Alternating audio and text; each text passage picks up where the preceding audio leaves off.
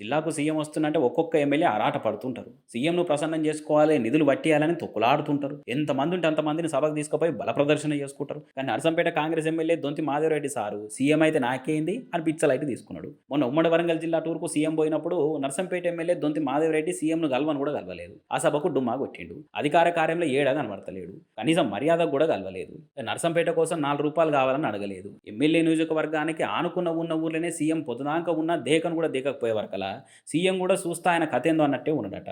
అయితే ఈళ్ళల్లి ఇప్పటి నుంచే లేదు, ఈనటి సందో నడుస్తున్నది. రేవంత్ సార్ పీసీసీ అయినప్పటి సంది జగడం మొదలైంది. రేవంత్ సార్ ఓట్లకు ముందు పాదయాత్రకు పోయినప్పుడు మాధవరెడ్డి సార్ దేకను కూడా దేకలేదు. దాంతో నర్సంపేటను స్కిప్ చేసి పాదయాత్ర చేసుకుంటూ పోయిండు సీఎం సార్. ఇక రేవంత్ సార్ ఓట్ల ప్రచారం అప్పుడు కూడా నర్సంపేట పోనీ లేదు. ఎంపీ ఎలక్షన్లప్పుడు కూడా సీఎంను ప్రచారానికి పోతే వచ్చి కలవలేదు మాధవరెడ్డి సార్. ఇట్లా ఇద్దరు నడుమ పొయ్యిల ఉప్పు పోసినట్టే ఉన్నది. సీఎం అయితేంది, ఆయనకైనా కొమ్ములున్నాయా? కల్వకుంట నియోజకవర్గానికి నిధులు ఇయ్యడు కావచ్చు, అయితేందట అన్నట్టే ఉన్నది మాధవరెడ్డి వ్యవహారం. మరి ఎందుకట్లా సీఎంను గడిపోస కంటే ఘోరంగా తీసేస్తుండనంటే మాధవరెడ్డికి మంత్రి పదవి అయినందుకే సీఎం మీద కక్ష కట్టిందని వరంగల్ కాంగ్రెస్లో చర్చ నడుస్తున్నది. ఎన్నటి సందో ఉన్న సీనియర్ నన్ను కాదని పార్టీల పదవులన్నీ నిన్న మొన్న వచ్చిన వాళ్ళకే ఇస్తుండనే రేవంత్ మీద కుత్కిల దాకా కోపం పెట్టుకున్నాను అనుకుంటారు. కానీ చూడరు కాంగ్రెస్ వాళ్ళ విధానాలు ఏందో, వాళ్ళ వ్యవహారం ఏందో వాళ్ళకి అర్థం కాదు. సీఎంనే ఒక ఎమ్మెల్యేనే లైట్ తీసుకుంటుండంటే ఆ పార్టీల అంతర్గత ప్రజాస్వామ్యము సైడ్ ఎఫెక్ట్లు వచ్చేంత చాలా ఎక్కువైపోయిందని అనుకుంటారు రాజకీయాలు తెలిసిన వాళ్ళు.